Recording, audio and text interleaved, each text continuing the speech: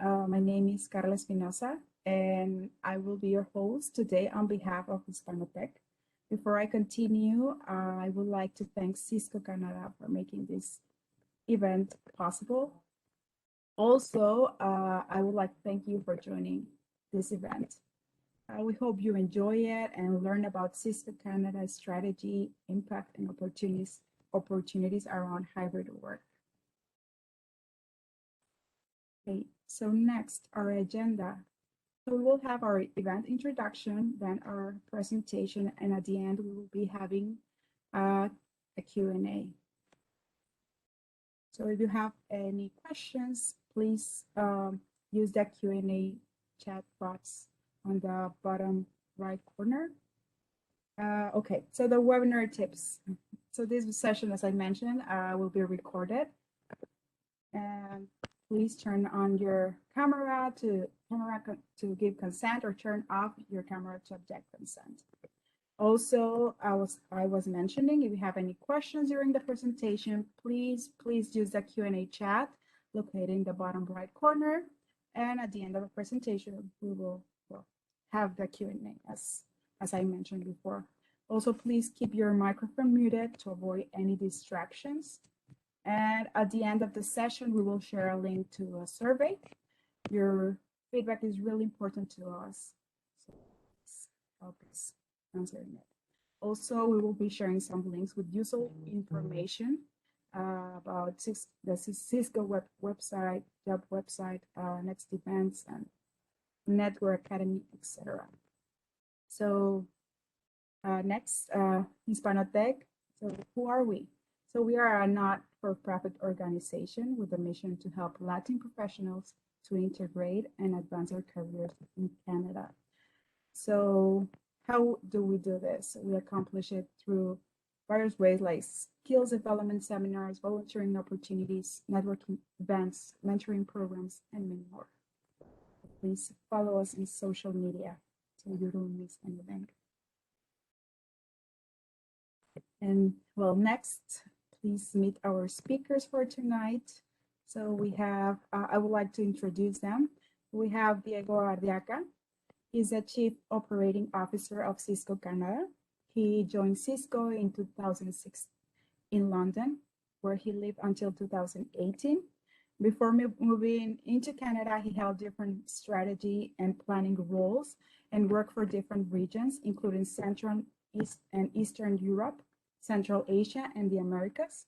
And Diego was born and raised in Buenos Aires, Argentina.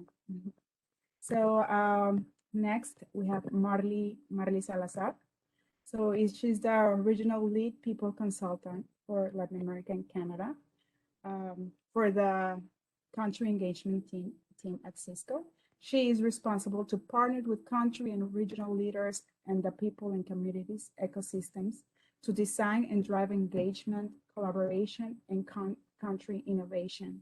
She was born and raised in Venezuela, but she has a vast international experience as she has lived, studied, and worked in different countries. Before coming to Canada, she worked in Cisco Peru as a regional HR business partner for the Central American, Andean, and Caribbean region. And prior to that, as an HR generalist at Cisco Poland. Marli also has an educational background in languages, translation and interpretation, and international relations, which makes her very passionate about change management and innovative initiatives that address today's business challenges. So last but not least, Francis Gotopo. She is graduated as electronic engineer and currently is partnered architects engineer director at Cisco Systems, and has more than 50 years of experience working with partners, service providers, and small to mid-sized customers in industries from finance to manufacturing in Canada and Latin America. Now, Francis has been at Cisco Systems for over 12 years, holding different roles from systems engineer to partner engineer director. Beyond being an SE, Francis is an advocate for women, girls in tech empowerment. She co-founded and currently co-directs a cultural nonprofit Sentir Venezuela, and she treasures the family time with her husband and 2 daughters. So without further ado, I will hand over to Diego to start with our presentation. Thank you very much. All righty. So who's going to share the presentation now? Is it you, Francis? Yes. Great. So first of all, thanks for having us. And we know it's 6 p.m., so we appreciate you finding the time to be with us tonight. And again, thanks Hispanotech for inviting us. So we're not here to sell Cisco, not tonight, but just to share a couple of thoughts and some views on the future of work. This is a big theme for us, and this is probably one of those resets you have every, I don't know how many years, but probably no more than once every 2 or 3 generations. So this is still exploratory. We don't know what the future of work will look like. We're in the middle of this, but we know that it's a bit lazy and also a bit irresponsible to think that the future will be exactly what we left before the pandemic. So if we go to the next slide, we will spend a couple of minutes just talking about Cisco. Then the chunk of this conversation will be about hybrid work and the different facets, a couple of industry trends, the implications that this has on people and what we traditionally call human resources, and also we're Cisco, so we're bound to talk about collaboration and technologies. And then we will try to be brief, so we give some time, or we leave as much as we can for Q&A. So 30 seconds about Cisco. I feel quite proud to work for a company that defined that the purpose is to power an inclusive future for all. So again, we're not going to talk about technology, we're going to talk about human connections and the kind of relationships that technology enables. Cisco Canada, well, you probably know that Cisco is a very large company, founded in 1994. It became the most valuable company in the world just before the crash in 2001. It's still a very large company, 77,000 employees. We are in every single country you can imagine. In Canada, we've been around since 1992, so 29 years in the country, more than 2,000 employees scattered from Halifax to Vancouver. We are one of the top research and development investors in Canada. Every year we revalidate our commitment with the country with at least 3 major centers doing research and development, one in Canada, one in Calgary, and the third one in Vancouver. We've developed and filed more than 500 patents in Canada.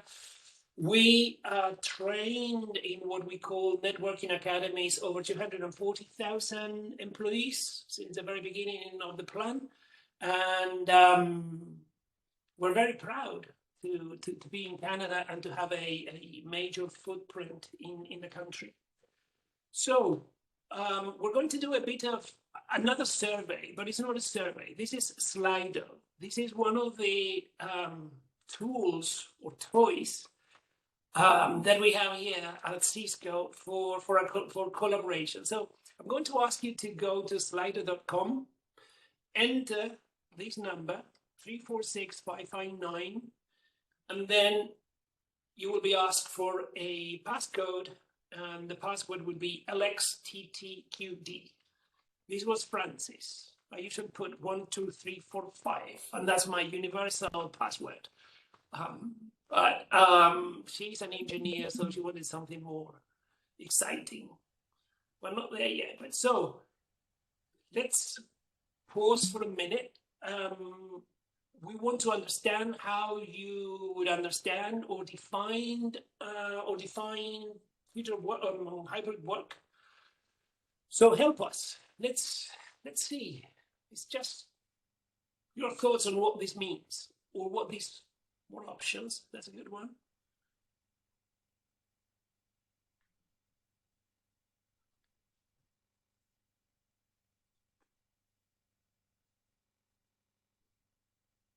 They got scared with the tool.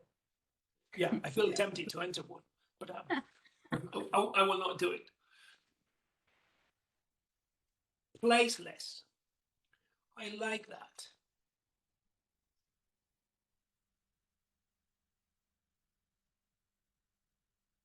I know, and they're obviously related. You have more options when you can connect from everywhere, and when flexibility, yeah.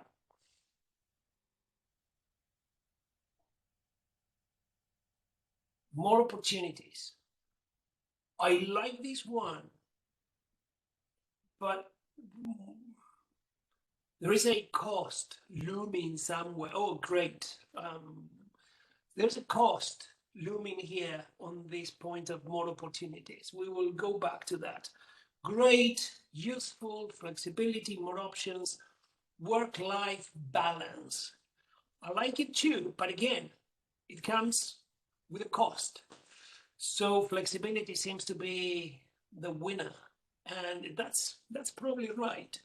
So let's take a look at how we see hybrid work or the future of work at Cisco. So Cisco commissions research in a vast scale, and one of the things we wanted to know was from the employees what they want to do. And so let's assume that the pandemic is over. What do you imagine? So this is not Cisco's employees only. This is a wide sample of people across the world. So 81% don't want to go back to the office or want a hybrid schedule. This 81% is very also consistent. They want to be in the office at least 2 days, if not more. And there's another piece of research done by McKinsey & Co., the consultancy company, and they find that more than 50% of the employees they polled want to be in the office, want to be working from home at least 3 times. So, first of all, yes, people want a hybrid schedule, and they don't necessarily want to go back to the office. At the same time, people want to be connected. People want to take part. People want to take the feeling of belonging. So we will have a situation in which we will have people in the office and people connecting remotely. So this is not like in the pandemic. In the pandemic, it was very easy. Everybody working from home, everybody having, your snack, your water, your kids around. This thing that now becomes familiar. But I remember a couple of years ago, getting the kid into the room when you were on a WebEx like this was, go. So now now we're getting more comfortable with these blurry lines between work and personal life. And also, going back to the office or office re-entry may have, or had, at least before the vaccination got to these levels, some risk. So there was also a big concern in the surveys that Cisco commissioned about safety. And this is not just the office. This is everything surrounding the office. Think of the GO train or the subway or walking on the path in the middle of a multitude. So this is what people want. But there's also a very interesting research from McKinsey on what the employers are trying to do. And there's a bit of a conflict here. in this case, McKinsey went to the C-suites and said, hey, what are you planning to do once the pandemic is over? Oh, back to normality, they said. And we don't agree with this view. There's no normality we're going to. Just let me put something here, something big on the table. Serfdom in the United Kingdom was finally eliminated after the Black Death. So I'm not going to say it's the same thing. The pandemic lasted for only 2 years or so. The Black Death killed probably 40% of the European population, lasted for 20 years. But my point is, we still don't know the wide and far-reaching societal consequences of something like this. But we do know that there is a conflict here. And you may have heard about the Great Attrition or the Great Resignation, or you may have seen that 40% of the people in the United States says we're ready to go to the next job. So there is a theme here in this conflict between the employees saying, I want this flexibility, everything you put there, flexibility, options, to be placeless, to be able to connect from any device, from any place, and still be in a secure environment. And companies saying, we need some sense of control, especially the regulated industries, like the banking industry. They want back to this command and control and see what people are doing on the trade desk. Think of the trade desk, for example. Before the pandemic, nobody would have imagined that people could be doing trade from their bedrooms. And somehow it worked. So in the next slide, I want to share something that is part of Cisco's internal employees goal. And this is, how do you define your current situation? How do you feel? And what you can see here is that there's no common thread. There's a bit of everything. I am exhausted. I am worried. I'm very happy that I'm having dinner with my kids every single day. Oh, by the way, I'm not commuting 90 minutes each way on the GO train, so I can run now. But at the same time, I feel that I don't belong anymore, and I feel disconnected, and I feel fatigued. And I also am doing gardening because now at lunchtime, again, what we want to make very, very clear here is that we don't know what the future, the immediate future, will look like. There's no playbook for this. So the only thing we're trying to abolish here is this idea that we're going to finish we're close to the finish line, we're going to cross the line, and everything will be like before. So I think we need to be very, very careful with assuming that the future will be like the past. I think that we as employers, we need to sharpen our listening posts and be very, very humble and ask our people what they want and how they feel. So my last point tonight is a couple of learnings. So we are defining hybrid as something that is neither remote nor in person. This is just about the remote setup. This is what happened in the last 18 months. And so again, it's another study from McKinsey, a different one, a bit later than the previous one. And they wanted to know what the resilient organizations that thrived during the pandemic have in common. And the first 2 points go hand in hand. They said, we need to clarify strategy. And that even applies to Cisco. Cisco, for the first time in 12 years, probably, came up with a very clear strategic vision and our purpose and our pillars and what our customers want, because we have to give people a sense of the context, where we're moving into and what we really value. The second point is close to that. because we are not there with the front line, we have to empower them. So we clarify what's important and what the direction is, and then we let them go and do whatever they have to do. There's no space for micromanagement once you're working from your bedroom. At the same time, there's another element that you have to add. These resilient organizations that did very, very well during these days spent a lot of time in coaching and recognition. They had to recreate this bond, this sense of community or belonging, and they did it with coaching and recognition and a huge investment in their people.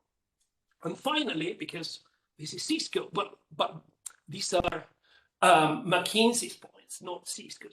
But of course, we know that if you have Cisco or you have very good collaboration tools, you are connected and you can find very positive ways to work, and you can make yourself available to your teammates, and you can collaborate, brainstorm, do whiteboarding very, very easily. So let's go back to this points 1, 2, 3, the human side of this, and nobody better than Marli to talk about this. Thank you, Diego. Correctly explained. So I am here to talk to you a little bit about Cisco's approach from the people perspective and what we're doing in order to make sense of this uncertainty that Diego just explained, not knowing exactly how this is going to look like in the future, but already taking action in order to shape how we want it to look for us internally and for our people. So at Cisco, culture really means our way of life. It's the way that we live. And because of that, we take a very extensive look in the kind of culture we want to have and hope for internally. For that, we have 3 pillars that define our culture based on the environment we all work in. And that means it's an environment that is inclusive, that is diverse, and that everybody has a role and a value to add. We're talking about the characteristics that make Cisco very unique and is mostly the reasons for people wanting to join or stay with us, all based on the values, the principles, the rituals and behaviors that we drive internally. And then we have the experience, that experience that we get from engaging with our teams, with our leaders, and with the work that we do. All this put together is what we call conscious culture. And we call it a conscious culture because that's exactly what we do. We're conscious about the way we're projecting and about what we're projecting with the decision-making and interactions that we have. So because we're conscious, because we know that we need to know what are we projecting, the employee experience for us matter. It's very important. At Cisco, moving into the working from home model, because of the pandemic, forced people, go to your home, don't go to the office, was a fairly easy thing to do because we had this practice in the past already in place. And it was normal for us to work from home. So that shift at the beginning, it wasn't as hard as maybe in other companies. So as the time started passing by and we didn't see the end of this pandemic, we started getting a different approach or a different thought about working from home. It's not something you used to have as I don't feel like going to the office today, I'm going to stay home. It is mandated, like you have to stay at home because our offices are closed. You got to stay home and work from home. And that started getting a toll on people as well. And now if we compare those 2 experiences to what we kind of want to have for this future hybrid world, we also see a different approach. Now people having a complete, more conscious way of thinking about working from home. And in the middle of all of this, even though it was easy at the beginning, it became very challenging to keep it going. So now the question that is top of mind, what are the learnings we're having with this hybrid work, with this pandemic, in order to put it into place for the hybrid work. And whatever that is, what's really top of mind for us is, how do we keep people engaged? How do we keep people connecting, collaborating? And how do we keep them motivated? Especially that, motivated, and that their well-being is not being affected by all this reality. So I'm going to share a similar slide that Diego shared. We started pulsing. We started asking people how you're feeling. What is your current state? And as you can see in here, and as Diego was mentioning, we get very opposing reactions. We have people that are super thrilled for having the opportunity of not going to the office because they hate the commute. They don't have to pick, wake up 2 hours in advance to know exactly what it is they have to wear, or they can even work in their pajamas, and that's fine, and they're thrilled about that. And then we have other people that have been, struggling, that they feel tired, they feel anxious, and even sad. So because the experience for our people is so different, even though the experience is so different, something that it's real here, and it is, our people are missing that human connection, that interaction, So what Cisco is really focusing on is, how do we ensure that even in the distance, even in the virtual world, how do we continue offering those interactions to our people, that feeling of connectiveness, that feeling of engagement? But if we move to the next slide, the experience is different for everybody, right? There is not one model fits all. There can be. We're human beings. One day we're happy, the other day we're sad. One day we're excited, the other day we're demotivated. It really changes. And the pandemic was a real proof and silver lining in order for us to realize we need to be flexible.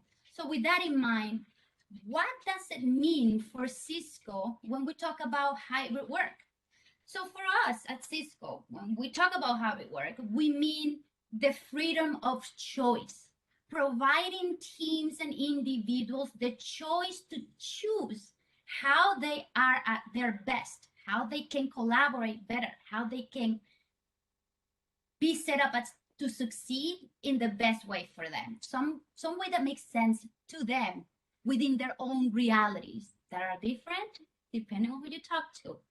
So it is also very much about the autonomy to work from no matter where and being able to do the job from any location. And that makes it clear that the work is not, it is something that you do, not where you do it from. It's all about the work itself that you're doing and the results you're presenting, no matter where you're based, no matter if you're in the bathroom, no matter if you're at the office, no matter if you are at home or anywhere in between. It's really what you do as a professional. If you go to the next slide, we can see that 70% of employees want to embrace this flexible work style. And they want to embrace it because it's a style that is really adaptable and empathetic as well, understanding everybody's needs and being able to adapt to those needs and creating these spaces, the tools, processes, and initiatives that would allow this to happen. So because flexibility means different things for different people, that is the challenge that we have with hybrid work and the future that we are entering. It is a challenge because, like Diego said, there is no playbook that tell us what's the next step. We were so used to taking a handbook and say, like, what do I have to do next after I do this? And what is the course of action after taking certain decision? Right now, that doesn't exist, and it's being very disruptive. And because it's disruptive, it's hard to adapt. It's not impossible. There is always the importance of understanding the needs of people and their well-being and helping them achieve that balance, that healthy balance in order to thrive. So for some people, hybrid or flexible could mean, instead of flex days, flex hours. Instead of working from home 3 times a week, maybe in 1 week intervals. It really depends on the reality of every team. And at Cisco, it is clear that the only way to succeed is to provide the choice to the employees and teams for them to come together and decide what's the best way for success. If we go to the next slide. So with all of this into account, having into account that hybrid work, it's all about making decisions, having the individual, the employees and their well-being at the epicenter of the conversations, we have these pillars of guidance. So the first one is technology. How we use technology as that enabler that would allow to alleviate the nuances the pandemic has brought to all of us at the workplace. How do we leverage technology to make those connections still happen? How do we make of that technology a technology that is inclusive? For example, the option that we have of WebEx that has real-time translations, or the recently launched the hybrid work insights that allows to see across the people and the strategy, what are the engaging trends? What are the habits, or what are our people's behavior telling us, where we have to focus more attention, where we have to help them more in finding that balance they need? But Francis is going to tell you a lot more about that technology piece. Then we have conscious culture. How does our culture play a key role in making sure that we're all self-aware of the environment that we are part of, and being empowered to act on it in order to foster that culture that we wanna foster? We do this by getting proximate to our people feeling that we are here to help them, to listen to them. We have Cisco check-ins with our executive leaders every month, where very candid and open conversations take place with topics that could be controversial, but we have the courage to bring them forward and talk naturally about those because it matters to our people. We also have events like virtual coffee talks or happy hours with no agenda. It's just in space for us genuinely enter and check on people, how they're doing, how they're feeling, and having that empathetic approach take place on a day-to-day, not only in the decision making, but on the day-to-day. Then we have data insights, and data today has taken a whole level of importance nowadays. It's how do we take data-driven decisions, data that help us look at skills, that help us look at culture, that help us look at all of the things that we need to look at, that allow us to ask the right questions to get to the real things that matter and that actually needs to take our attention. Understanding that data will let us know what are our people's habits telling us in order for us to understand what they need to be at their best. It's all about empowering employees and helping them thrive by being their best selves at work. With data insights, again, we have different tools and different programs, one of them being Engagement Pulse, which is a pulse every leader sends to their employees once a quarter to start pulsing on engagement. How is the engagement looking like at the team spectrum, and what does it take to bring or boost that engagement if needed so? Last but not least, we have the leaders and teams. So because now we're talking about being more dispersed, which physically, which doesn't mean dispersed in terms of connecting, right? So we're more dispersed physically. We're all working from different places, different countries, different cities. That means that we really need to have a very key importance on engagement. That's going to be critical for the success of any team. And the only way to do this is to help and empower teams and leaders into creating a shared purpose, a purpose that will bring them together naturally and that will give them that feeling that they're supported and that they have each other's back. So with these, we can have different initiatives that we've had, such as Leader Day, showing leaders how to be empathetic, showing leaders what it's like to lead in today's world. Then we have Teams Week, coming together as a team and deciding as a team what works best for us. How do we want to work moving forward?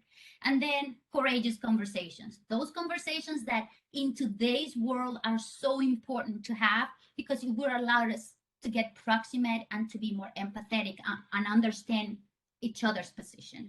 So it's all about really from the people and communities, as we call our HR perspective, being able to have the courage to listen, to lead, to connect, and to act by leveraging the momentum and the opportunities we currently have with this situation to start innovating, evolving, and doing things differently. And Francis, our friend, is going to tell us a little bit more about how do we do this from the technology point of view. Thank you, Marli. Hi, everybody. And through our conversation, something that we have been realizing from both Diego and Marli is how we as employees and we as leaders want to really feel included and make our teams feel included. And also, not only that, we still have to be effective. We also have to be our best and drive results in any environments that we're at. So definitely technology plays a crucial role in transforming the traditional office and traditional environments and defining what this hybrid workplace will be. Marli alluded a little bit to the hybrid work index.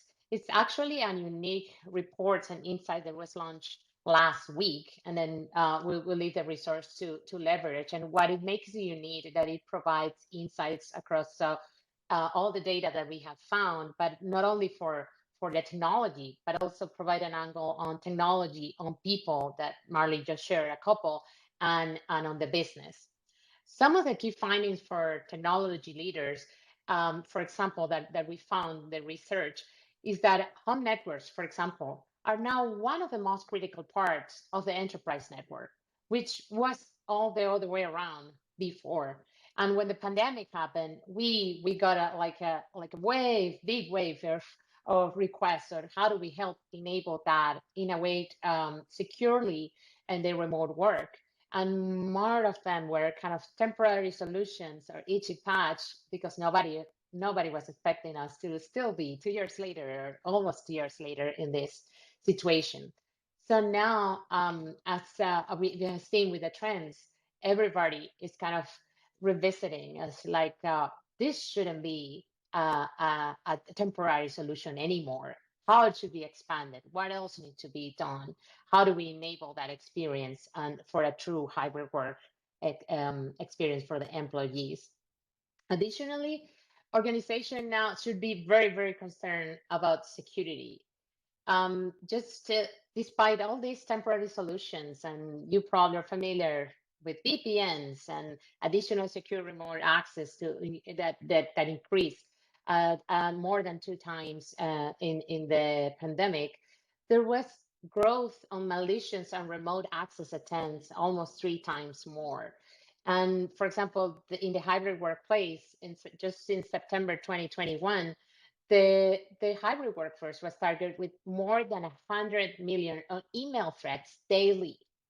So now the companies have to also make it safe environment for them and the assets that their customers, a company has, safe for the employees and the privacy matters, and safe not only remote and all that data, but also safe in the place of work, no matter where they are. Also, we're almost close to it, and some of you probably are already on it. On-site work is coming back online.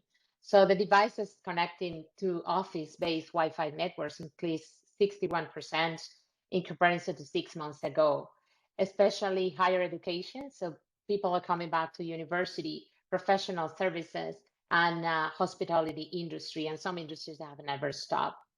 So what we have done is we take that traditional approach to how we thought it before. The work was a place.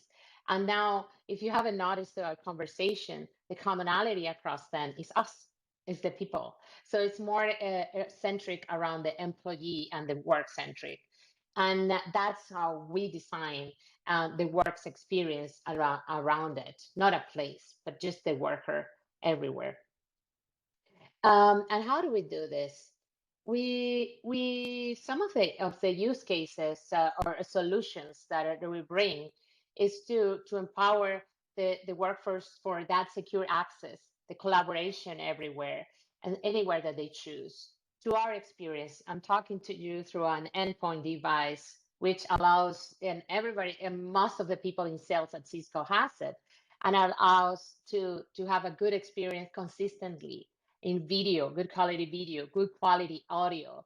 It also helps me provide, if I'm standing, and I'm not doing it right now, but the camera is able to follow me wherever I go.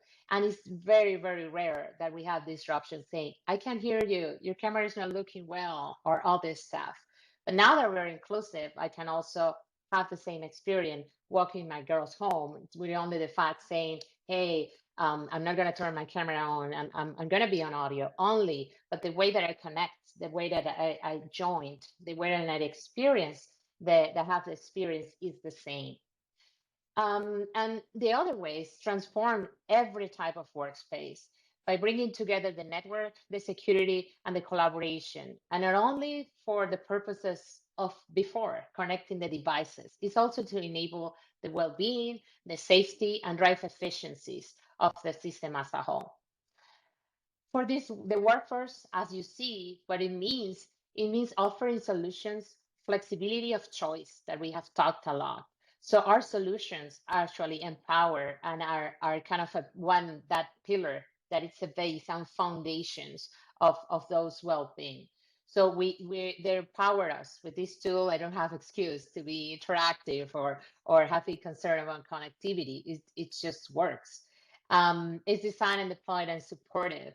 I can just point and like point here and start saying uh, connections and say hi Hispanotech with some data and whiteboarding capabilities. So it's sorry, I did something that didn't have to do. But anyways, it enables us to make it easy and for the workforce to have a better way of engagement, and not only for work purposes.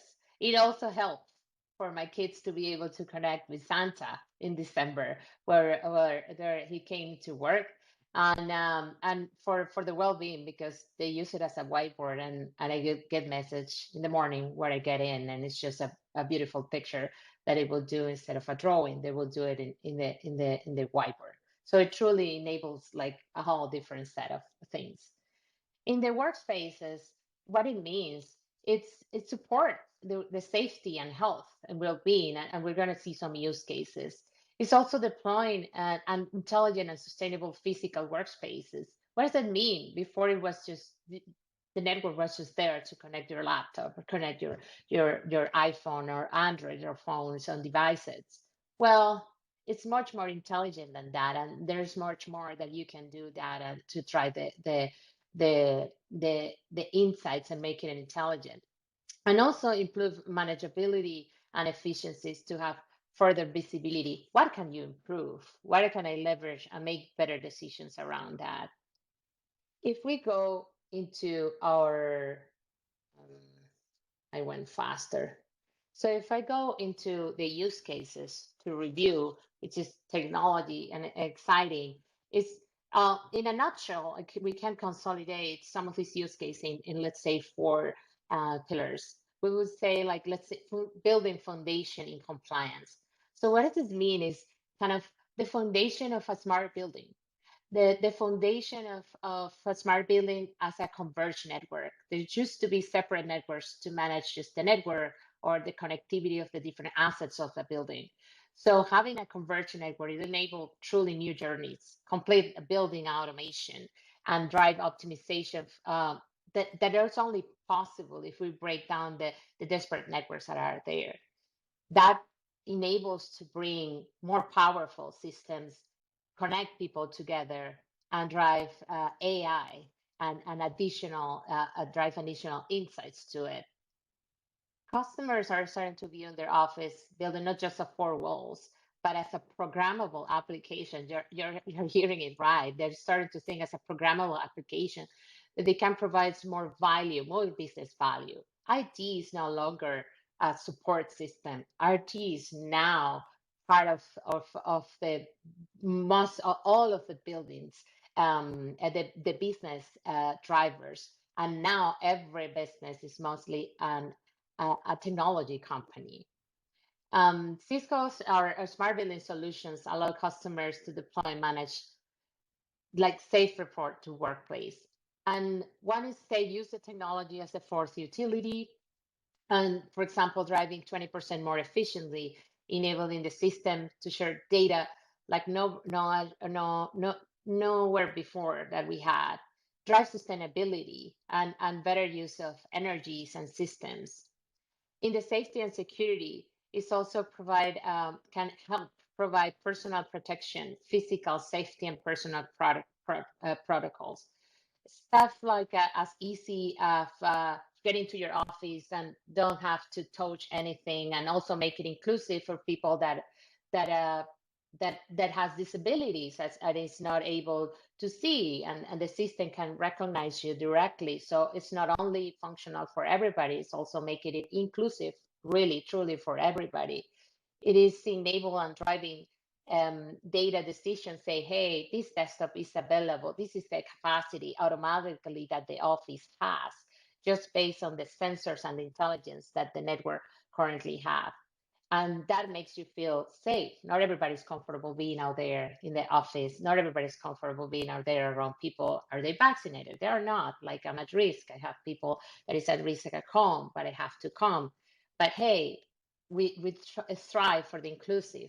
So it's okay to be remote, and I'm not going to be left out, because that's why we have a conscious culture pillar. The office you will use an array of technologies to make this safer. But I can something that I can share is like low no touch devices, voice commands. If it will say in an office, you just call out WebEx, it automatically will say, an assistant, what do you need?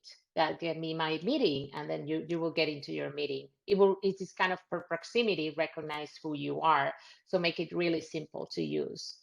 The Wi-Fi 6 and our cloud networking solutions can alert you. Like, and we're talking to solutions that are a camera space utilization data that can give you visibility of traffic. Where would you need more space utilization? Automation and optimization definitely drive connectivity and interoperability. And some use cases around that is asset management, space utilization, and of course, the user experience. That is all around, all driving better behavior, making it easier and safer for us.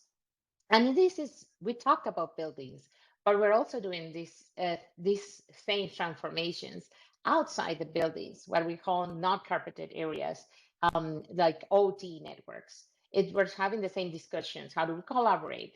How we secure IoT assets? How do we converge those networks?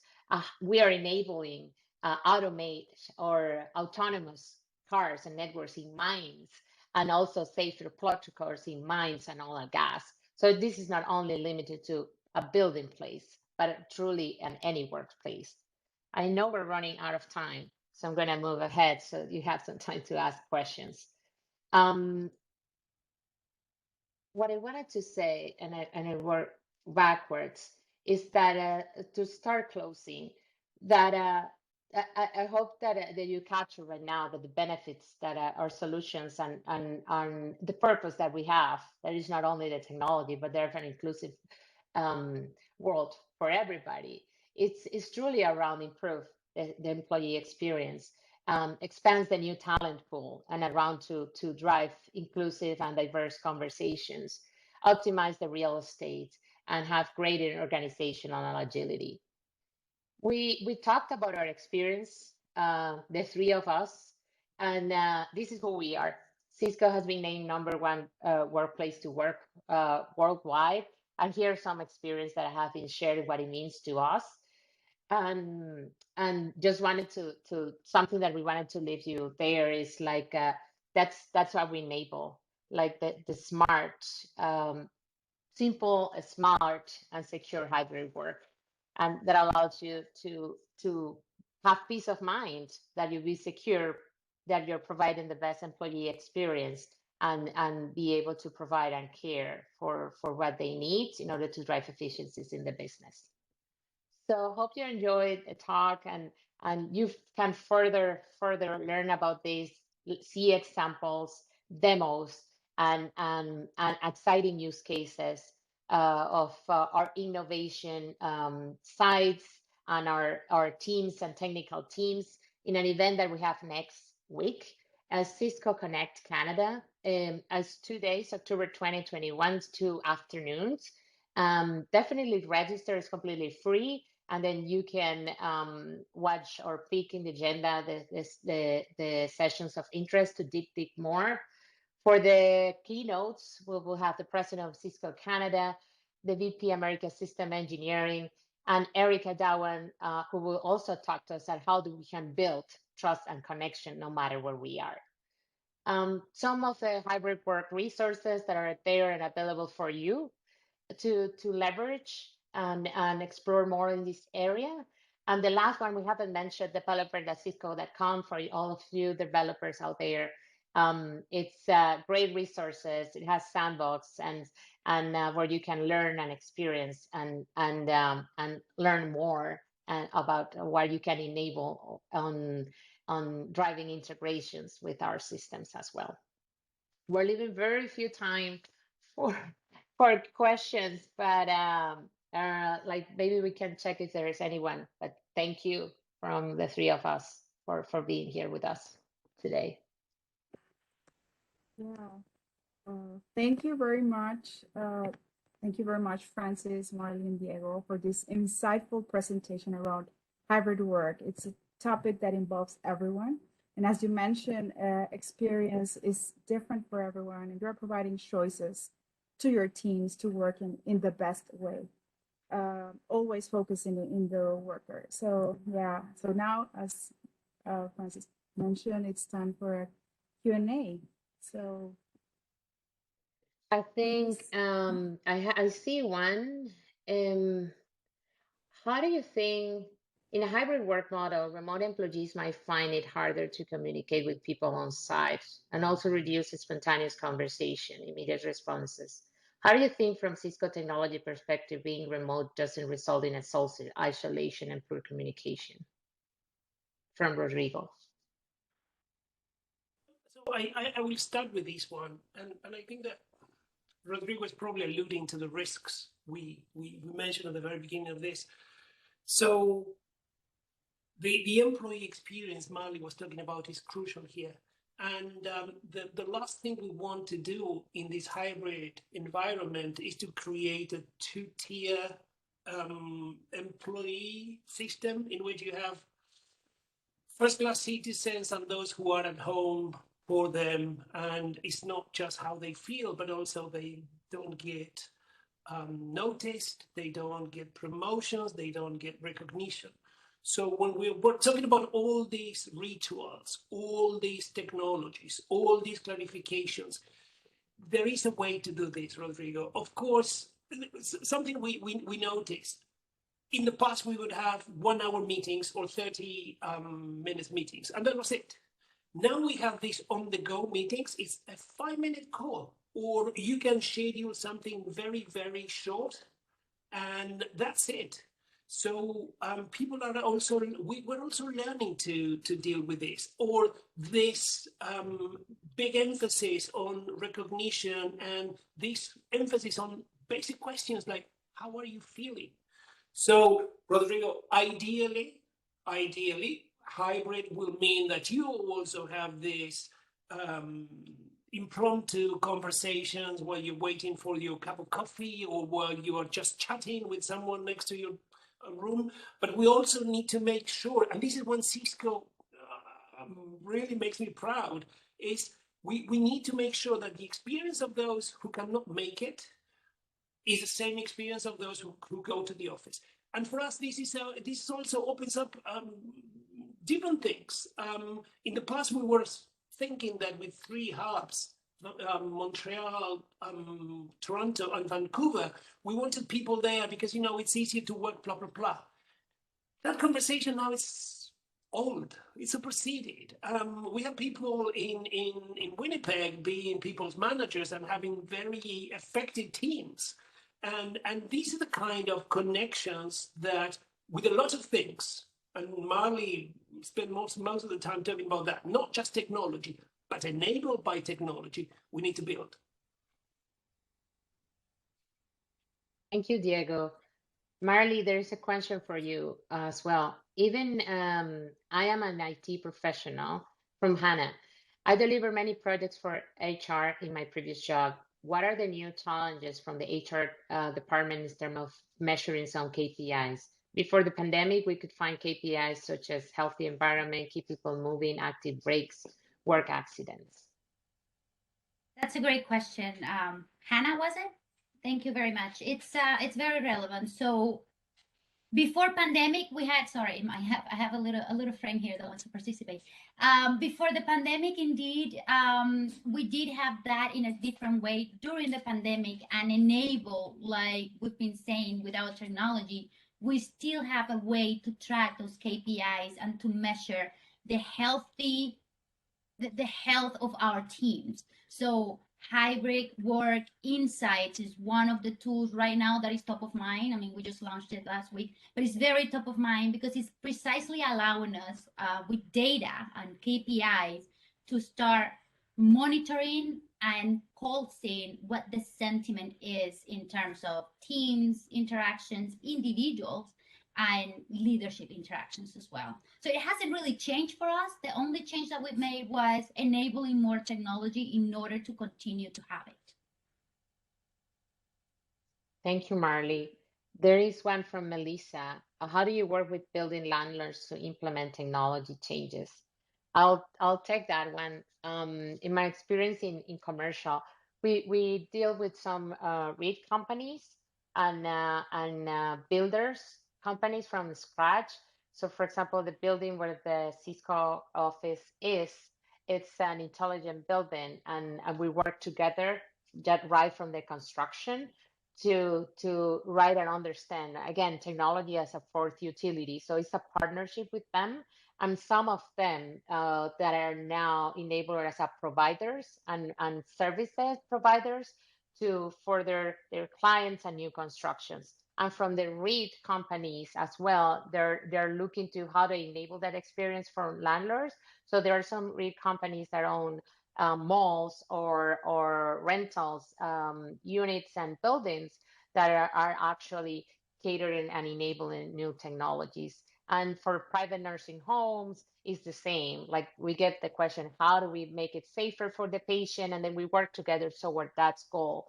We integrate our systems, which are API and programmable driven. We have an ecosystem of partners that help us drive and enable those integrations, and then all together provide an end-to-end solution. So I guess it's a partnership, and we do work together with the ones that have approached us, and then we also come and approach to see how we drive and provide better experience for their customers. Time check with you, Carl. I think there is one more question, but I don't. Yeah. Go ahead. Yeah, we can have one more question. Yeah, go ahead. I see one in the chat. And thank you, Melissa, for the question. In the chat from Jaime, what about secure communications across the boards and opportunities to work from anywhere, other countries? So for secure communications, Jaime, our secure is our foundation. It's foundational for our solutions. So our collaboration systems and unit, not only after the pandemic, even before that, it was the most secure collaboration system. It was built from scratch, thinking about having encrypted communications that actually made it a little bit more complicated and harder to add additional features, but that's how it works. So our WebEx chat is all encrypted communications. If you see our WebEx system, it's always been from the ground up built on security considerations. I have to acknowledge it, we give it for granted. We never call it out or advertise it that way. And after the pandemic and seeing our competition, and they're like, okay, we need to tell everybody that that's what we have. And then we started to enable. And I think in the system, you will see how is the level of encryption and how is it happening. Boards, countries, they all use our systems or come to our office or have a board of office with our systems. We have like Prime Minister, the Queen of England, many countries connected justice, meaning having a full justice system using our communications, and for federal systems and the U.S. department. And if you see the movies, in the White House, the phone that is there, it's a Cisco one, and it's the Cisco team working in there. So it's security everywhere, and I guess that's an acknowledgement that it's kind of a secure system and communication, and that's again not only for collaboration, our cloud systems, our networking, and the true end-to-end security that we provide. They all have that in mind. And this goes back to the idea of placeless that someone mentioned at the beginning, or the idea of mobility, flexibility. If you can, of course, it's a problem for networks. Once you don't have the perimeter and you say, okay, I put a firewall and this is it. Yeah, but the world is wider. And so once you have any device, any user, for anywhere, security is paramount. And again, I didn't mention this at the very beginning when I introduced Cisco, but Cisco is by revenue the largest security company in the world. Only if you take that portion of our business dedicated to security, we're number one. It's a highly fragmented market taken, but still we're leading the way. And Jaime, to your question of working from any country, I think that was part of our culture even before our badges. When we used to go to the office, we'll open any office of Cisco work. In my case, when sometimes I haven't traveled in a while, but when I traveled to Venezuela, like I would work from the office there when we had an office there for a week or so. And in terms of opportunities, I think the three of us spend half of our day of our week with Canada peers and half of our week with international peers, not only to share best practice, but also to keep driving growth. So in Americas, Latin Americas, and across the city of Australia, and well, UK, and in opportunity of movements, well, the three of us, I started at Cisco Venezuela. I think Marli has been in 3 countries already, and Diego maybe is the winner. I don't know, between Diego and Marli, who have been in more in more Cisco office. So I hope that answered your question, Jaime. And just to add for that specific information, that side of working from anywhere, yes, it's a possibility. That technology allows it, the flexibility of Cisco allows it, always within a policy of working from a different country, which needs to also be taken into account when working from elsewhere. You know, we have internal policies that do regulate that, taking into consideration that we do the right things, our employees do the right thing when it comes to working from no matter where. Just adding that piece.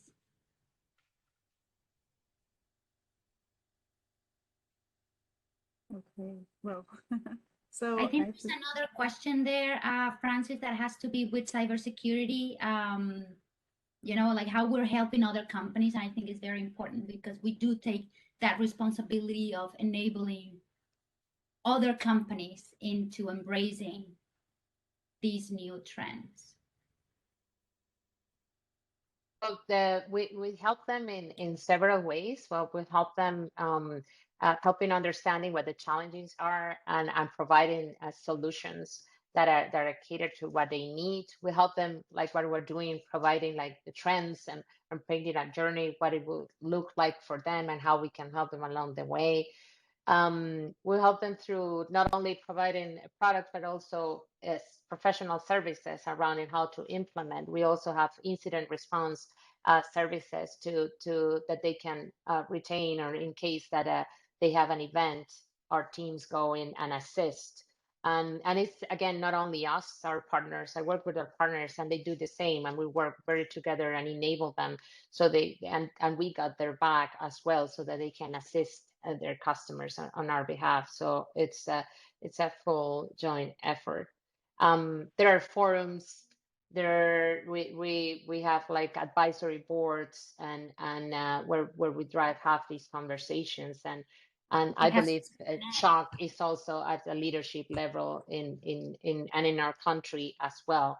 Like how do we enable that, and not only the security in the context of the networks and the people, is also the shortage of talent in the security in the security area. It's a thing, and us leaders that when we have to hire, it's very hard to find a great talent. And maybe Diego can speak more, but we recently invested, and EBC has an initiative where we have providing and enabling cybersecurity skills in BC, and where we partner to also help thrive that talent as well. So in several areas that we And you know support.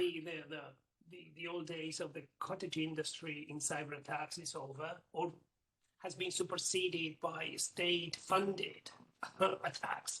So I couldn't find it immediately, but if you have a couple of minutes tomorrow, go and look for Cisco Talos, Talos, and check the number of threats that Cisco Talos blocks every single day. It's just astonishing. And it's also, thank you for reminding that it's also a great source of insights. They publicly there, it's you can leverage those insights. It's one of the most renowned security like team in threats and advisors, and they will post analyses and blocks and 0 days threats when they're found, and some of them are just directly found but detected by us. I will post it. It's been a pleasure. Thank you so much, Carla, Eugenio, and the rest of the attendees. Bye. Thank you for having us. Have a great rest of the evening. Yeah, bye. Thank you very much, Marli, Francis, everyone. So you are volunteers, and also the Cisco team that helped make this event possible. Thank you very much for all your hard work. And well, I think that's it. You can learn more about Hispanotech by following us on social media or website, or becoming a member. Great. Thank you very much.